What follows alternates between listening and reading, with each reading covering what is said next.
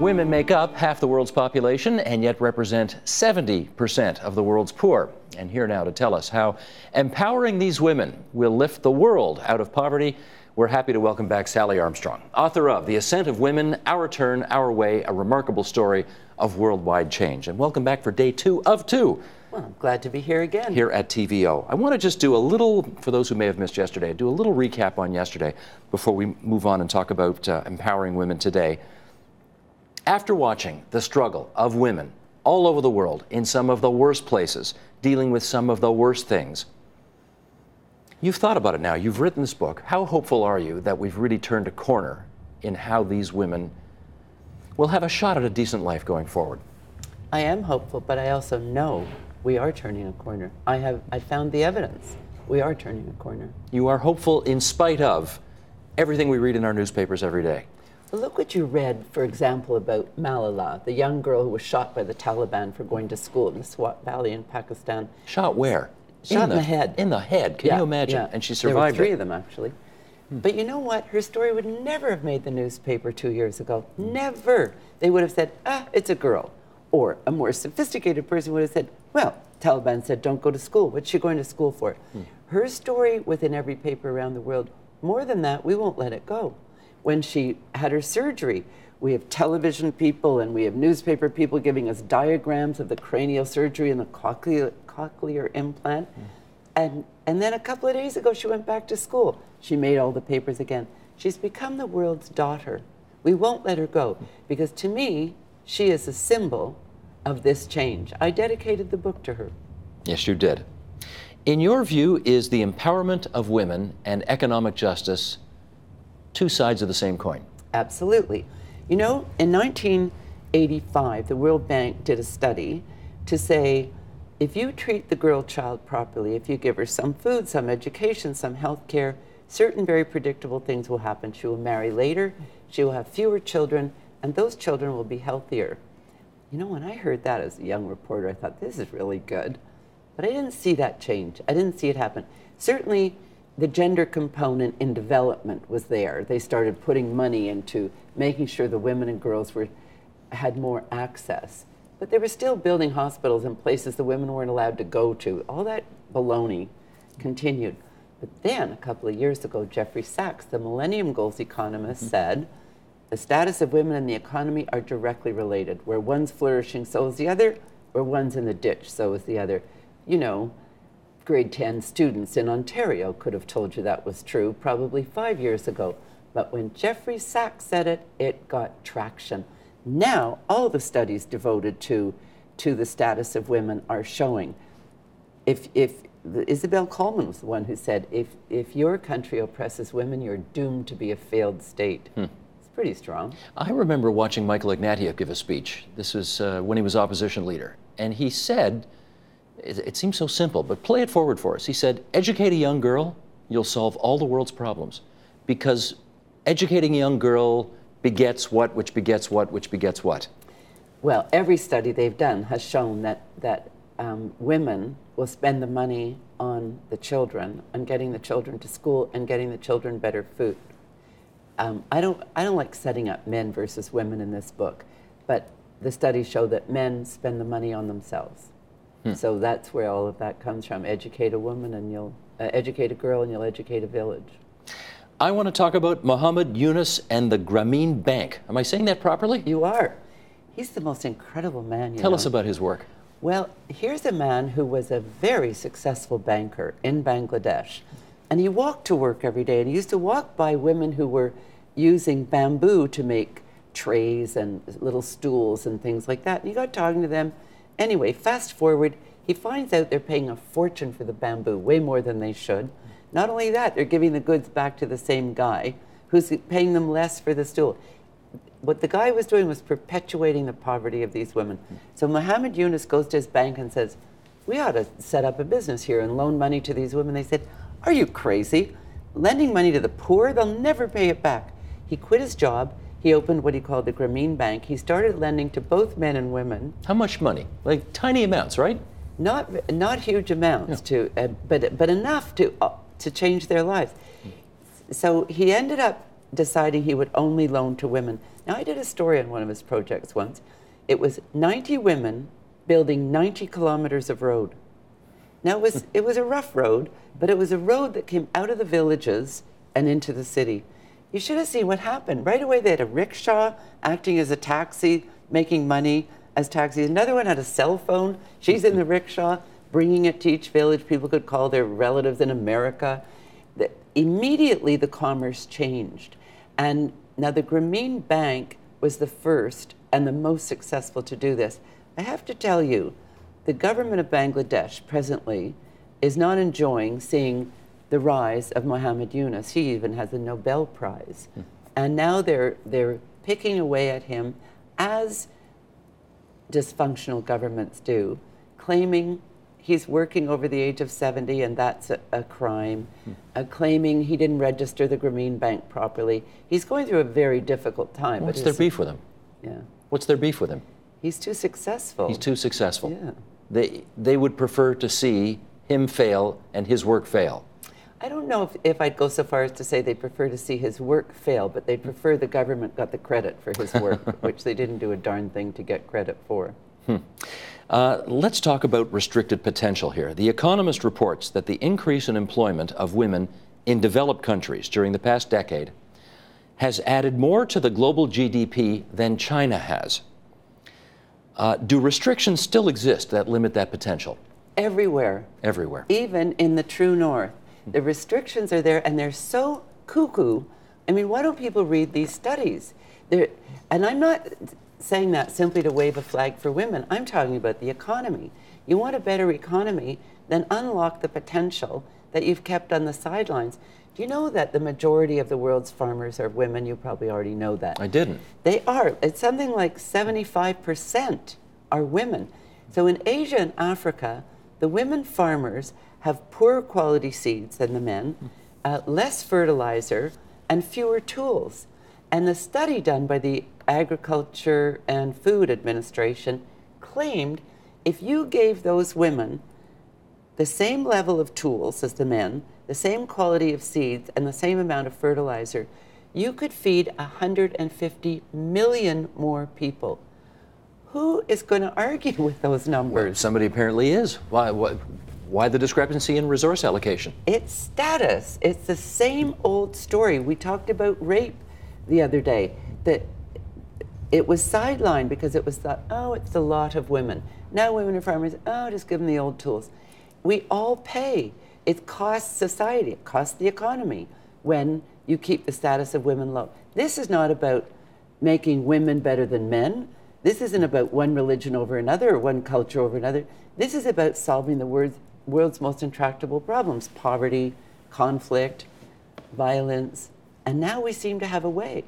It just seems to make sense on the face of it that if you deny half the people in the country the opportunity to participate in the economy, there will be negative consequences. No kidding. Why is this such a tough sell for so many people? History.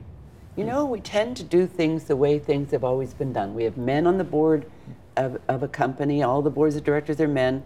To get a woman on there, people start saying, well, what's she going to do? And then they start to do the studies and find out, well, she's going to ask questions that haven't been asked before. And again, it's not that she is better than he is, it's a value to bring new information. You know, if we had a big problem in this studio, say it was an emergency, and we brought everyone into one room, we divided the room in half and said, we only want to hear from you. We're about to perhaps lose our lives, lose our studio, something. We don't want to hear from you. How stupid is that?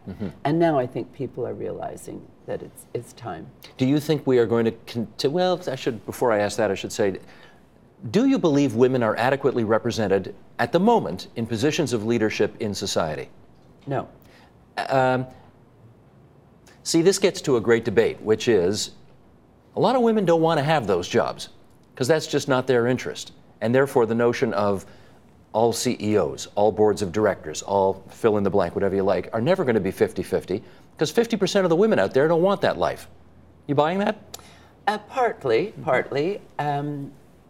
But that you're talking 50-50. Why don't we go 75-25? Because we're not even there yet. Yeah. You know, when you talk about women being represented in Parliament, and our Parliament I think is 23%, and they say at 30% you change the culture in the group if it's 30% women. Now, I was very sad the other day to see that Canada had dropped to number 12 or something in world ranking because of our low participation in the House of Commons. And it was based on the notion that in Rwanda, 50% have to be women. In Afghanistan, 25% have to be women. I think that's a disproportionate argument, if you will. Rwanda and Afghanistan are not better off than Canada. So I think you should have a better understanding of numbers when you're going to throw that kind of thing around. Yes, we need more women in the House of Commons, but this country is being run better than Rwanda or Afghanistan. So I think I regret that. You know, in the province of, I don't want to get too parochial here, but you know, in the province of Ontario today, the Premier, the Deputy Premier, the Health Minister, and the Education Minister, and the Chairman of Cabinet, 5 of the 6 top jobs, not the Finance Minister, they're all women. And of course, the question becomes, will they run things differently than had 5 of the top 6 jobs gone to men?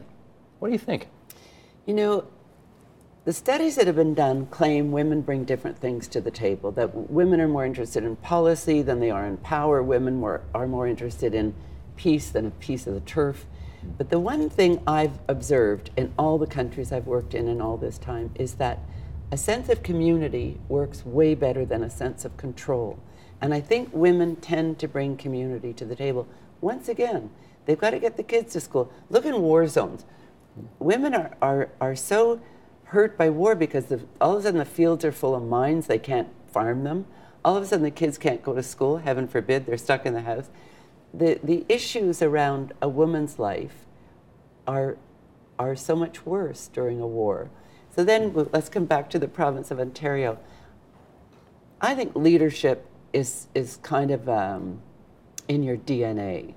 And I don't think a woman leader is better than a man leader, but I think to deprive the discussion of a woman's point of view has hurt us in the past. So to have 5 out of 6 in Ontario in leadership positions, I wish them very well. Let's move from Ontario to India, where you note there are still plenty of restrictions that prevent more women from participating in the economy. That's 500 million women, I guess, who are... Imagine. I mean, it's mind-boggling. Yeah. Let me tell you one story in India. I did a story on the Dalit people. They used to be called the Untouchables. And I hung out in a little tiny village with a woman called Gaurama. So her husband is a bonded laborer. Their lives are so miserable, Steve. They are so miserable. She has this cheap grade cereal to feed to her kids and her husband and herself. But she said to me, incredibly, she had such spirit when she said, you know, I have 2 cows. I could do something with those cows. I could get the milk from those cows and sell it. I could make enough money to get my husband out of bonded labor. Then I'd have enough money to buy a bull. I'd have more cows. I mean, you could see where she was going. She's entrepreneurial, but she's not allowed. Why isn't she allowed? What sort of nonsense bars this woman from getting her husband out of bonded laborship, her children out of poor nutrition, and she knows what to do, and she knows how to do it. And this is in a country which already has one of the fastest growing economies in the world. In the world. And yet. Exactly. Your reporting has shown you some of the worst places in the world. We've talked about this, from Congo to Afghanistan to the 160 women in Kenya that we talked about yesterday. Do you think that the idea that gender equality helps not just women, but helps everybody, is an idea that can take root in hostile environments? I do. You know, for all the coverage we've done of war, for all the massive rescues when we fly in to places like Ethiopia, like Afghanistan, the dozens of wars that I've covered in the 25 years I've been looking at it, we haven't found the fix yet. They tend to restart. Ethiopia's at it again. I hear that even Sarajevo could explode again. We haven't found the fix. And the missing link for me is the gender component. We can't afford to do this anymore. Look what we spent trying to turn Afghanistan around. We have to find a better method. And the one thing we haven't done is walk beside men and women together. And you know, in Afghanistan and in Cairo, the two places I specified this, the men and women, the women in the women's movement have invited the men to join them. We never did that in the West. But I asked the young women in Cairo and the young women in Afghanistan, how come you're doing this? They said, we will never get to the finish line unless we walk together. We are so segregated by gender, by tribe, by geography. Until the men and women walk together, we won't make it to the finish line. So good on them. How much of this do you think is culture/tradition versus it's just there in our DNA? Well, it's a question, you know, and I had to be very careful with that when I was doing the research on this book. It is culture/tradition, and it's really scary because if you attack this, say I'm an Afghan woman, and I'm going to bust this up and say, why do you treat us like this? You know, clearly the country's not benefiting from it. I have to ask myself a couple of questions. I have to say, who are we going to be if we change this? And then I have to say, and is that going to be okay?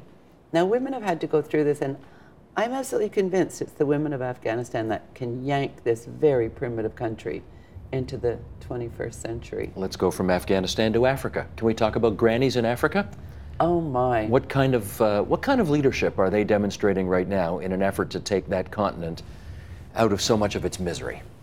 You know, the grandmothers have such a task because they're raising their orphan grandchildren. Yeah. I was telling you that you have 80-year-old grandmas getting up for 2 o'clock feedings. You have any age of grandma having to raise teenagers for a second time. That's a pretty daunting task. But they are showing leadership because now, and we have to say, this is the Stephen Lewis Foundation driving this, bringing the grandmothers together with Canadian grandmothers. I attended what they called the gathering in Swaziland and watched 2,000 women filling the street on this march, punching their placards in the air and ululating and demanding the government give them the goods they needed to get these kids educated. Otherwise, everyone stays at the lowest level.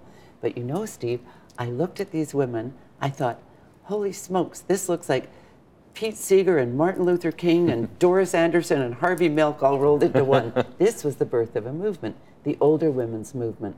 And they are showing leadership, but their lives are very, very tough. They are, but they are linking up with dozens and dozens of chapters of grandmothers here in Canada. And can this happen, the change that you want to see happen, can it happen led solely by the women of these, if I can put it this way, godforsaken parts of the world, or do they need connection to the rest of us as well? Of course they need connection. Mm-hmm. I mean, it's the same in the family. If one person in your family has a problem, everybody jumps in. I know in my house, we're all in your kitchen if you're in trouble. And the World Village is a similar thing. Those grandmothers, I think, needed the solidarity they could get from the Canadian grandmothers who described their problems, said, you know, you spent your youth trying to free Africa, your adult life fixing Africa, and now in your very senior years, you're having to repair Africa. And the Canadian women said, we won't rest until you can rest. That's the kind of help you need. And financially, well, one mother, before the Stephen Lewis Foundation got going, she's on the phone to another grandmother in South Africa saying, what? 8 children? You're raising 8 kids? What do you mean they don't have shoes? What size are their feet? And she's writing all this down. But it's the generosity, and if I dare say, the grace of these Canadian women and these African grandmothers. There's 12,000 Canadians on board. They've raised more than $10 million, and they're making a big difference in the lives of women who now have to pick up the leadership role. And Swaziland is such I mean, what was the average age there? About 33 or something? 29 is the life expectancy. Oh my goodness. Yeah, and they've got a king. They've got the biggest HIV/AIDS rate in the world. They've got a king who keeps a harem. And He's got 10 wives, right? Yeah, and you know, there's only 1 million people who live there. This is fixable. Montebello, Quebec. 130 activists from all over the world. A woman named Rose Mapendo stands to speak. Pick up the story. Do you know what? This Rose Mapendo's from Congo, and she did not even, I don't believe she stood up to tell her story. She stood up to comment on what someone had said, and you could just see in her facial expression, should I tell them? No. Should I tell them? Maybe. I'm going to tell them. And she started to speak. Her story is so terrible. The militia grabbed her and her whole family. They killed her husband in a hideous way in front of Rose and her children. They raped Rose, they raped her daughters. They kept them for, I think it was 78 days or something.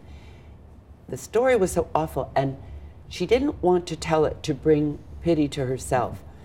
But the agony in her telling it, this is what got, I think, everyone in the room.